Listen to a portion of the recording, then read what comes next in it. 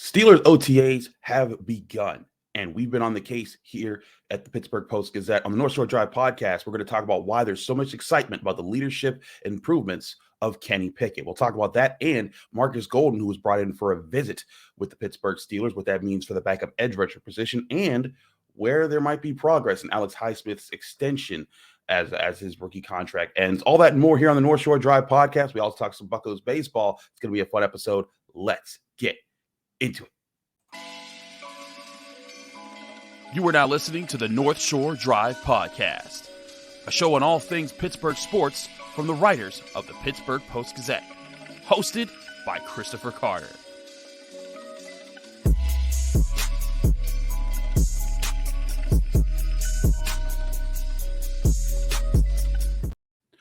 Hello and welcome to the North Shore Drive podcast. I'm your host, Chris Carter, joined today by Ray Fittipaldo, one of our esteemed Steelers beat writers. We've been at Steelers OTAs. We're going to give you some inside looks just from our early experiences. Remember, you can find this show, the North Shore Drive podcast, Mondays, Wednesdays, and Fridays on any podcasting app, and especially on YouTube. Just search for the Pittsburgh Post-Gazette's content. And when you do, you can subscribe to this YouTube channel to get all of our daily content, as there's shows that come out all the time. And remember to go to post-gazette.com to subscribe to all of our great content, not just in sports, but covering everything that happens in the city of Pittsburgh. Ray, there was a lot of excitement, it seemed like, across the board when it came to Kenny Pickett and how he's developed this past year. We talked to Kenny Pickett, but not just Kenny Pickett talking about him, Deontay Johnson, Pat Fryermuth, even Calvin Austin, who didn't play with Kenny Pickett last year. Everyone's kind of excited for, like, whoa, this guy's carrying the team in a different way. He seems like he's got his feet under him and he's no longer the rookie quarterback.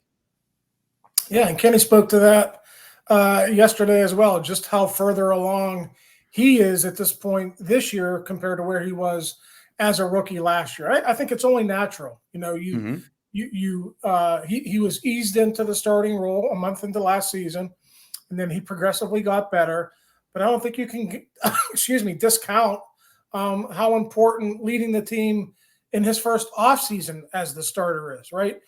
Having command of the huddle, having a better command of the offense, taking some ownership of that offense. And I think the Steelers are going to be much better off for it. These 10 practices, I guess it's like 12 practices if you include minicamp in June.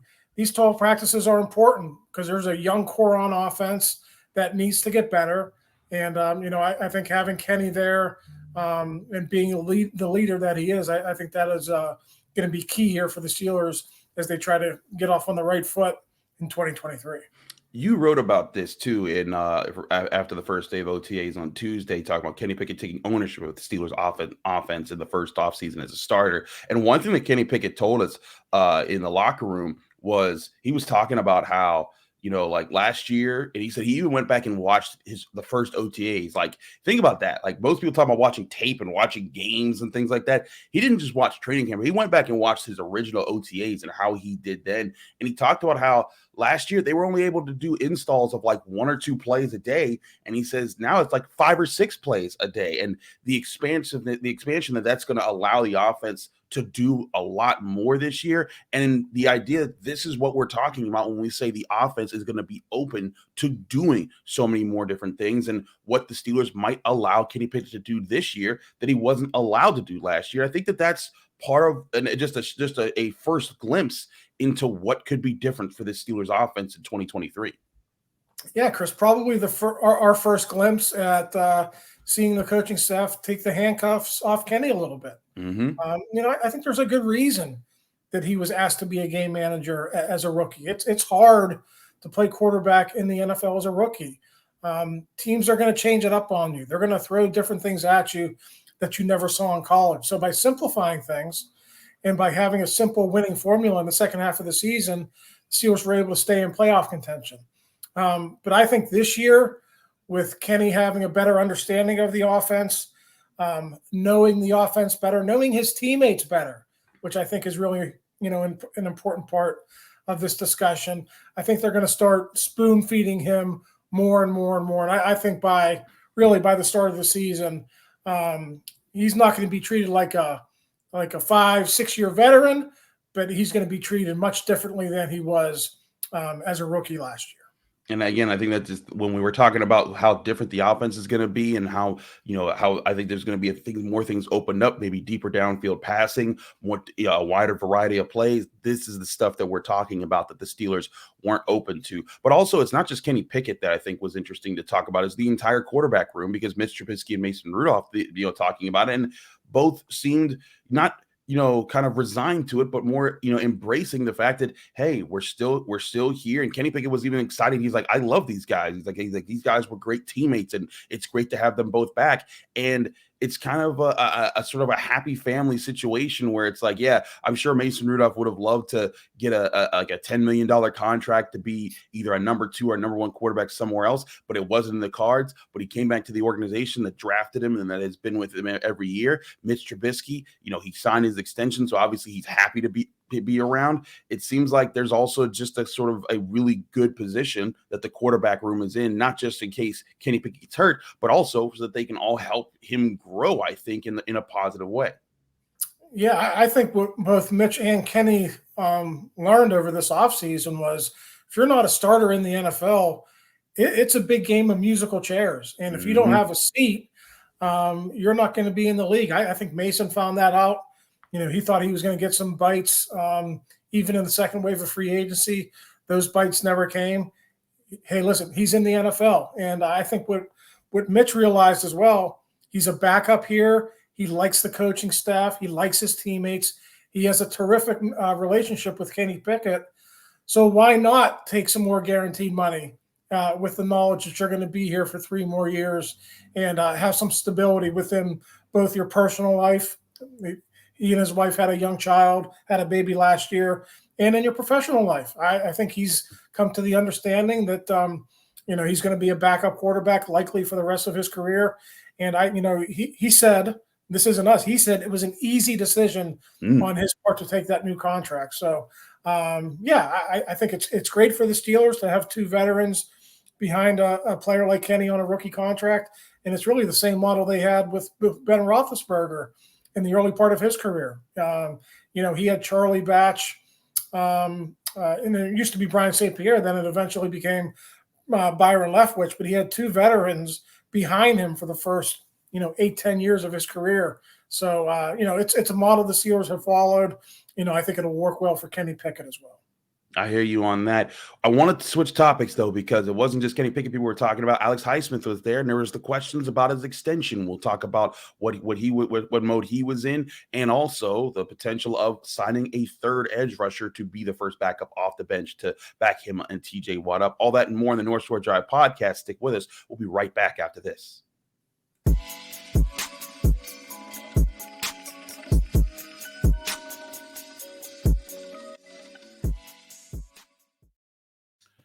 Back here on the North Shore Drive podcast, Chris Carter, Ray Fittipaldo, talking Steelers right now. Ray, Alex Highsmith was there, and there was a little bit of question in the air because the Steelers have had some holdouts of recently. TJ Watt, who didn't, fully practice with the team until he signed his big deal. You had Minkah Fitzpatrick do a similar thing. You had Deontay Johnson doing that last year, and now Alex Highsmith's in the position where he's, at the end of his rookie deal. This is the last year he's under contract with the Pittsburgh Steelers, and he hasn't been signed to an extension yet. And there were questions as far as, would he hold out? Would he kind of not show up to OTAs? Would there be something there? And he showed up. He showed up and was participating. And when asked about it, he was kind of like, yeah, he's like, he felt enthusiastic when I spoke to him. He said he felt enthusiastic about, both sides and where they were in negotiation talks to get a deal done. And he just sounded confident that he would be a Pittsburgh Steeler for the foreseeable future after this year. Where do you think that he stands right now as far as the possibility of him being, being with TJ Watt and the Steelers for at least maybe 3 or 4 more years? Yeah, I think that's the biggest question of the 2023 offseason. And, Alex told us yesterday discussions have begun, but I get the idea just reading between the lines that they're not all that far along. If you look at what Omar did last year, I think he was named GM in May, and I think he really surprised some people. He got that Minkah Fitzpatrick deal done in June, whereas Kevin Colbert, I think he was more of a guy who, let the deadline of September sort of spur those negotiations on. We saw that with TJ Watt. We saw that with Cam Hayward back in 2020. So is that going to be Omar's thing? Is he going to try to get these deals done early? Or is this a more difficult contract to negotiate? I think that's a fair question. If you look at Alex Highsmith's stats, 14.5 sacks last year, Chris, 11 of those came when TJ Watt was in the lineup.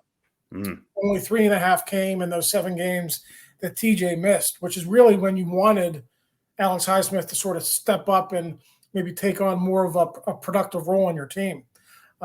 So there's a reason why Alex is more productive when TJ's in there.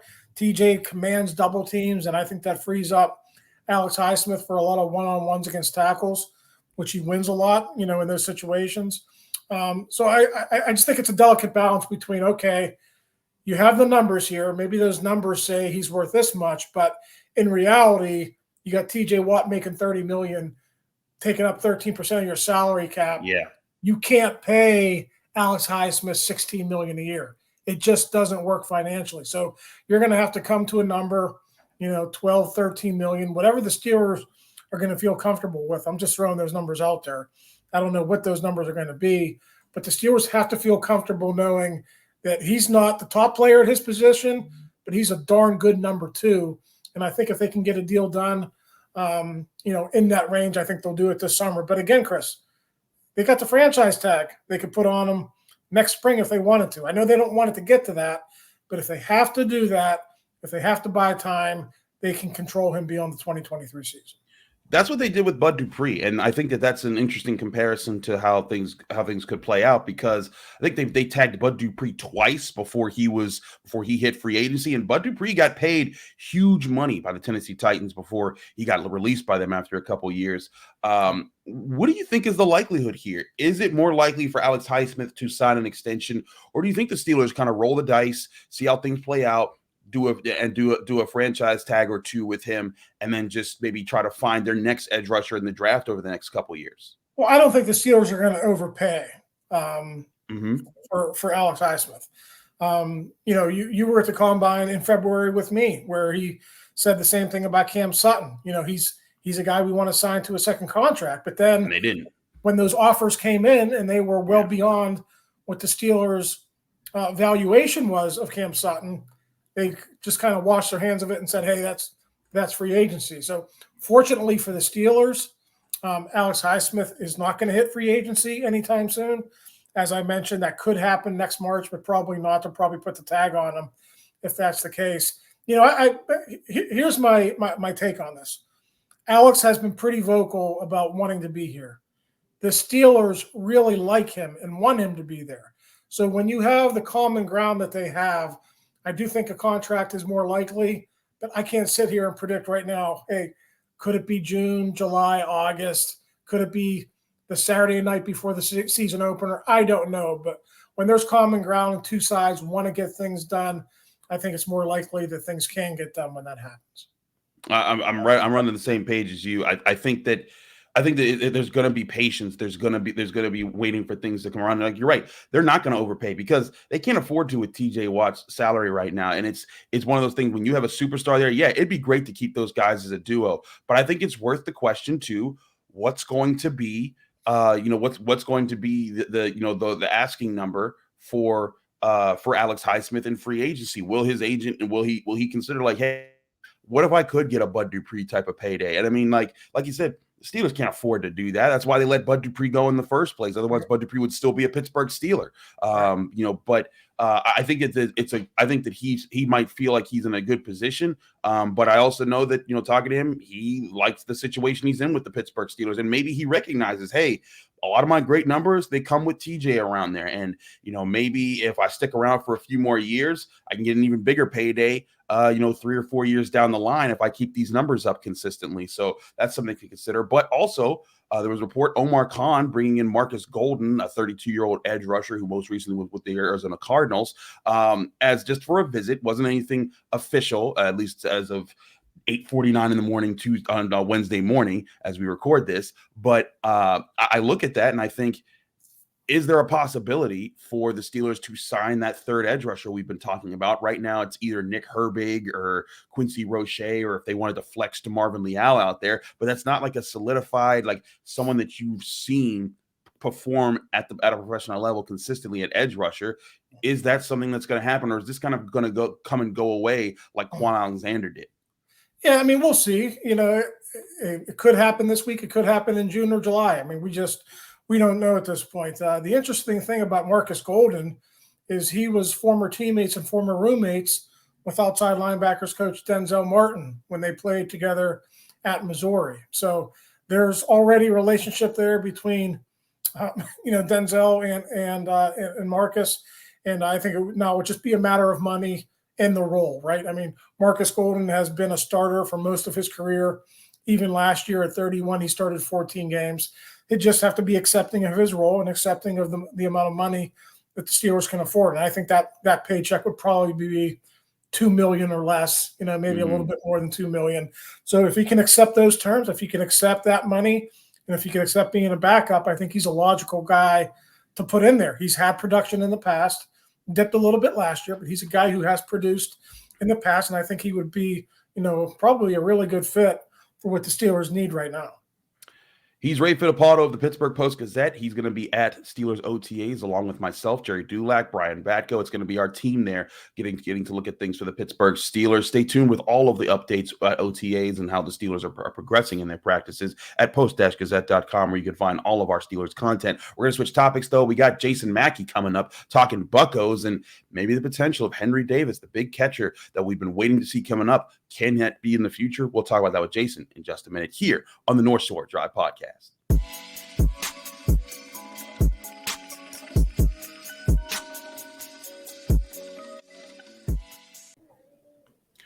We're back here on the North Shore Drive Podcast. I'm your host, Chris Carter. We switch topics from the Steelers at OTAs to the Buccos, where they enter Wednesday afternoon with a chance to actually win the series against the Texas Rangers. They won the first game 6-4, then lost yesterday, Tuesday, 6-1. Oviedo to take them out against Perez, 12:35 first pitch. But he's Jason Mackey, and he's going to be on the case at PNC Park. But Jason, you wrote an interesting piece that I think a lot of Pirates fans would resonate with, and that's Henry Davis feeling really good about the idea that he could help this lineup right now. What did you get the sense from talking to him? Yeah, so I drove over to Altoona last night. We had an intern at the Pirates game, so I saw it as an opportunity to get out of Dodge for a night. I enjoy going over there. They're always great to us. But catching up with Henry, and some of this I've been following and learning from afar, obviously. He's feeling really good at the plate. That's sort of the number one, and that's the catalyst for a lot of people, a lot of Pirates fans wanting him in Pittsburgh, and understandably so. And maybe he can help. They have him there right now to catch a lot, to work on his blocking, throwing. I don't know if I believe a lot of it, Chris. I'll be perfectly honest with you. Like, it's a little too convenient with the Super 2 deadline. They're trying to have him play some right field, but still explaining it as he needs to catch every day. But I guess what I learned is that he's handling this in a really mature way, in a way that I don't think he's 23. I don't think I would have been capable of handling anything with that sort of maturity. Like, clearly he wants to be there. And you can read from the piece. I asked him about, how much do you follow the Major League Club? Have you gone to Pittsburgh, blah, blah, blah. And, his answer was something to the tune of, I follow it a lot, but I feel like I can help and I want to get there. I think he'll get there. I think he'll get there probably fairly early. I think it's possible that he skips AAA entirely. But for right now, as they're insisting on these other things, we're waiting for the, weird fictitious Super 2 deadline to pass. I wouldn't rule that out being a possibility. It's just tough. Explain to our listeners what the Super 2 deadline is there, because I think that's one of those baseball terms that I think is exclusive to people like yourself. Okay. So everybody, I'll start with the explanation on arbitration. Everybody goes through arbitration 3 times. You get team control salary for 3 years, arbitration for 3 years. Now, of the additional class, if you're in the top 22% of your class, you get to go through an extra time. That's the simplest explanation I can give you. Now, Major League Baseball does things based on service time, so it's days in the show, and it's how much service time you accumulate. So think about a season, and basically you need to make sure you're not in the top 22% of people who accrue service time this season. Now, that calculation hopefully everybody's still with me, cannot be done until after the season. So we're basically guessing at what the service time, what that cutoff is. And it literally is called like the Super 2 cutoff. And so they a lot of times you see teams wait until like the first or second week of June just to be sure. Like it's probably around this date. We don't know the exact date because, again, we can't calculate it until everybody is in the clubhouse with the amount of service time that they've accrued this year. And then you calculate the top 22%. But you basically have projections and you say, well, we're going to be extra cautious because we don't want to let a guy go through arbitration a fourth time. Now, sometimes circumstances change. Brian Reynolds came up in 2019 because they needed an outfielder. He played so well, they couldn't get rid of him. He earned that Super 2 year through arbitration. Obviously, moot point now because he signed an extension. But that's the general, that's the gist. I got you. Thank you for clearing that up. Now, Jason, what is a realistic timeline? What do you, as the person who has, you have your fingers on the pulse of the Pirates, what do you have Henry Davis's timeline for actually be called up and start to become a regular part of the Pirates lineup? Yeah, I mean, after the Super 2 deadline. So it's after the deadline. Yeah. Okay. I mean, not before. And honestly, I'd probably say not before July. If then, and they want to see him continue to produce. It is a weird situation with Austin Hedges, and they spent money on him, and they believe in him as a pitch framer and a guy who handles a pitching staff. And we saw the value of that with Luis Ortiz on Monday night. And I really don't have an issue with Henry Davis or with Austin Hedges being on the team. I think Austin Hedges would frankly help Henry Davis. So you're probably going to get to a situation where you're comfortable carrying 3 catchers. And I don't see that happening before July. And in the meantime, you need to see Henry continue to develop as a catcher. I'm intrigued a little bit. And I know he probably doesn't want to hear this about his outfield, which has been better than a lot of people might anticipate. I don't think it's passable at the major league level, but it hasn't been ugly. So as far as a timeline, Chris, I mean, I would say, we're probably looking at late July at the earliest, somewhere around then. Gotcha. So that's still some time away from that. Let's focus on the Pirates at hand of those who are up there. They lost 6-1, but they have split so far with the Rangers. Tell us what you've seen in the first couple games with a team that you said was going to be a major challenge for the Pirates. Yeah, and Luis Ortiz handled them the first night of the series. And a lot was made of that, and justifiably so, about how good of an offense that is and what he was able to do. Being efficient with his pitches, I think 67 pitches through 7, just absolutely an incredible start for him. And then you go to last night, and I was in Altoona, obviously, but still following that and watching highlights and reading our coverage. Some of the themes are not new. Clearly, they're making too many outs on the bases. Ji-Hwan Bae has been at the center of that. Cannot make those many outs on the bases. I tweeted something to that effect. It brought back memories of that about 10 days now. I mean, they just need him to be better in that spot. And all of this comes down to, Chris, what we knew about the Pirates anyway. They cannot afford to make mistakes like that. You had Rich Hill balk in a run, Jose Hernandez balk in a run, Ji-Hwan Bae making outs on the bases. Their offense really didn't get anything going against Nathan Eovaldi, who was terrific. Like, when all of those things combine, the Pirates, as we know, have a very difficult time winning games. They need to have every little thing go in their favor. And lately, I'm stating the obvious here, but that has happened more times than anybody would be comfortable with. Yeah, I agree. I agree with that assessment. Eovaldi pitching a complete game against the Pirates, but now the Pirates are in a position where they get a chance to actually win the series, though, at home. What do you think they have to do in this upcoming game? Oviedo, and Oviedo. It's got to be on him.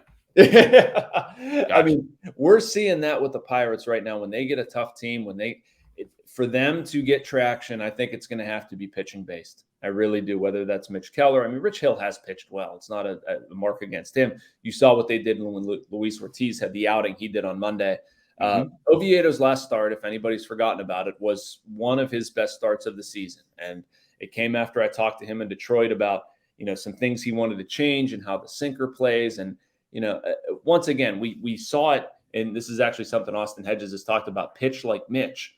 And Mitch Keller has been kind of an example for these guys and how to use your fastball, a 2-seamer, a cutter, whatever you're throwing.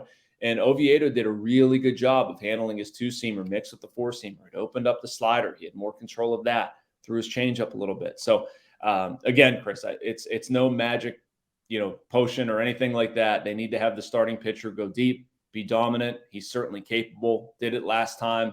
It's a tough test in Texas, like we've been talking about, but I think Oviedo's up to it.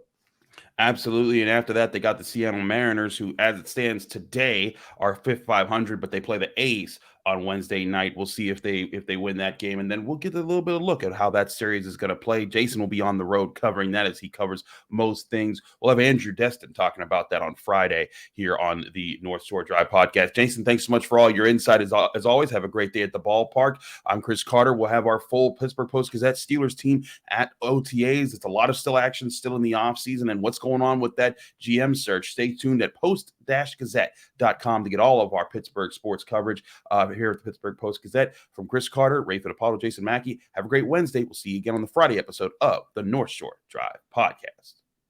Thanks for tuning in to another episode of the North Shore Drive podcast of the Pittsburgh Post-Gazette. If you're watching this video on YouTube, please like the video and subscribe to our YouTube channel. For 6 months of digital access to post-gazette.com for just $6, click the link down below in the description.